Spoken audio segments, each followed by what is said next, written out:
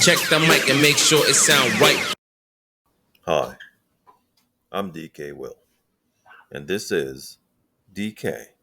We'll talk about it. So now as I look forward a year from now, like what are the things that are hard for us to imagine being true? And not even specific to Ripple or to XRP's community.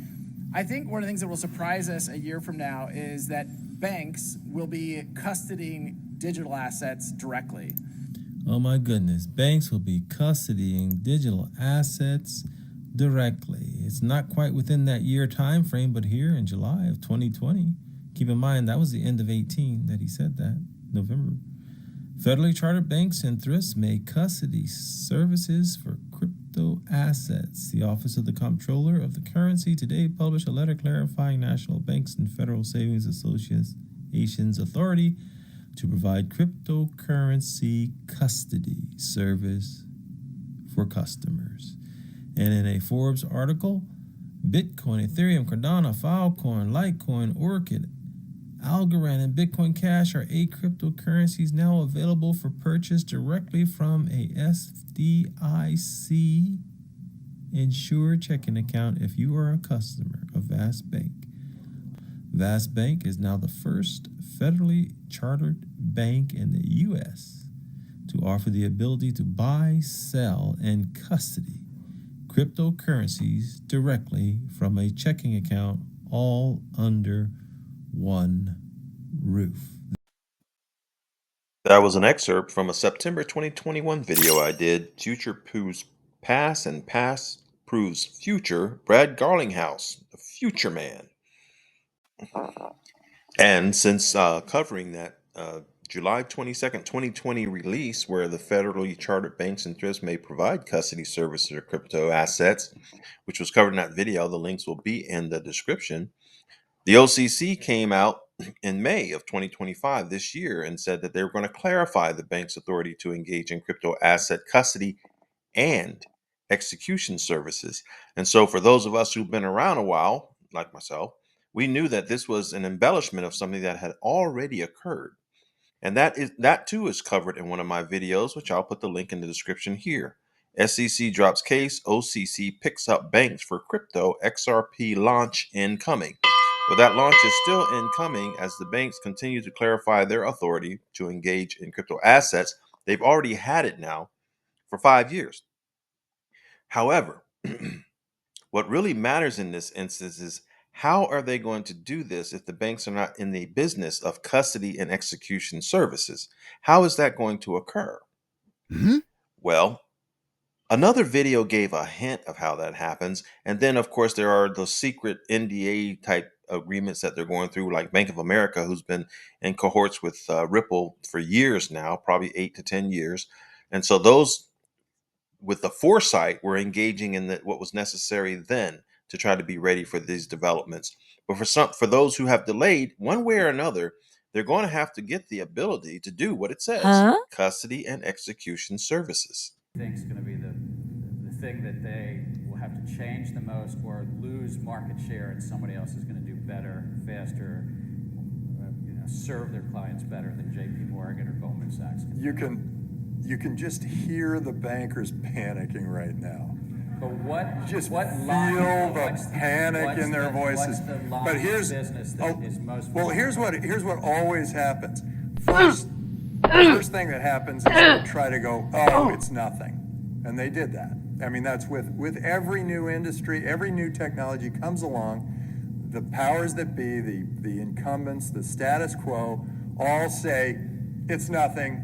Don't ignore the man behind the curtain. This is nothing. And then all of a sudden it's too big to get in there. They're going, oh my God, I got to face this thing. And then they all line up and they wrap their arms together and they say, we're not letting this happen. And then it keeps going. And then they say, okay, well, let's sue them. SEC. Or let's go get the government. Legislation. They adopt the technology. I think. That's defend the establishment. This is the last thing they do. No, Yeah, it's like it's the after. seven It's states after. agree, find Right. out. It's after the press planning. Do you see the guard Gary Gensler, the guard. Did you see that, folks? I'm gonna let this finish out. But did you see that? They plant the press stories, they put out lawsuits, they create as much of a fuss as possible, they try to get their government friends involved, and then they go, oh God, this thing's happening. And then they go, okay, what are we gonna do? How do we get it? So then they either make or buy, as all great companies do. They go, am I gonna make this or am I gonna buy it? Am I gonna make an exchange, or am I going to make a new kind of wallet? Am I going to bring it in so my clients can use this? I know it's there. I know it's better than what we've got. At that stage Either make it or they buy it. already. I think We are at that stage already, folks. I'm DKWILL. This is DKWILL Talk About It. And we just watched the man tell us the strategy that's occurring. And so, armed with that knowledge, I hope that we are better positioning ourselves, because they don't want us to have control of our money. And what little control we have left, they are trying to take through legislation, through lawsuits. And so the banks have talked their books to load up. Now we need to do what we must do to protect our books. And that video was from August of 21. Banks have been talking their books. Draper offers a way to protect ours. And earlier on, he said something about that. But here's the point.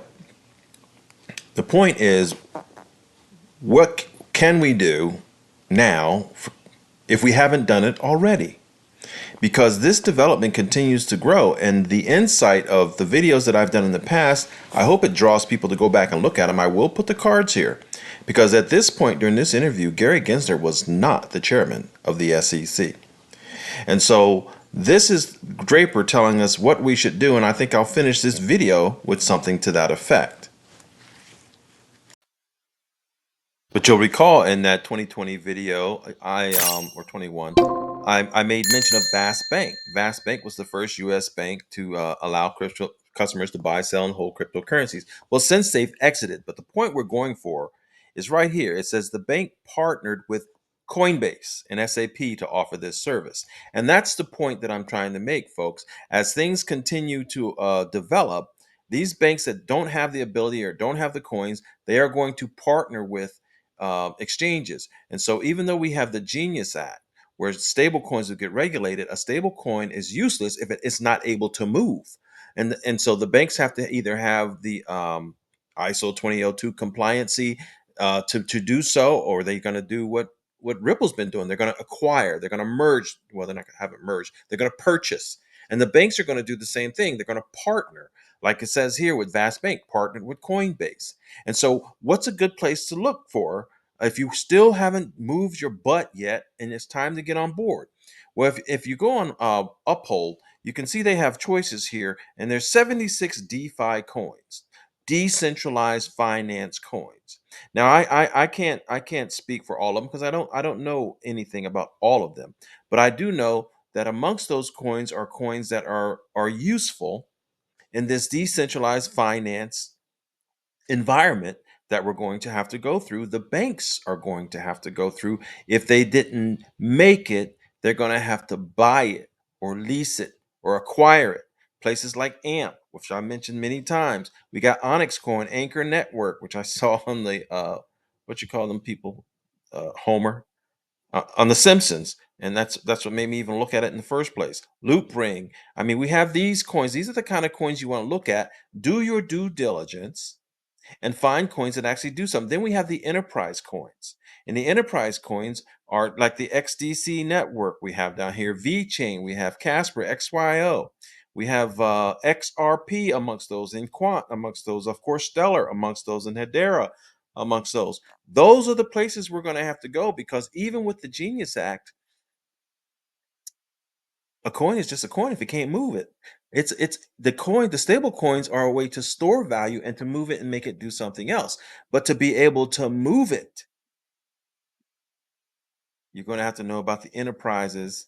You're going to have to know about the decentralized finance. You're going to have to know about Web3. So in the meantime, the writing is on the wall. It was already on the wall way back when I did the video back in 21 about the developments in 2020, the OCC allowing banks to custody crypto. But now we're looking at the Genius Act of 2025. And the Genius Act was passed by the Senate on June 17th of 2025 with a vote 68-30. Pretty overwhelming success and victory there. But what it is now the stable coins are going to have some type of legislation and regulation in place. It says a piece of U.S. legislation. I'm excited. I'm sorry. And I just finished eating chili. A piece of U.S. legislation aimed at providing a regulatory framework for payment stable coins. Where do you think people are going to go when stable coins start doing the work? Most people are going to go to their banks.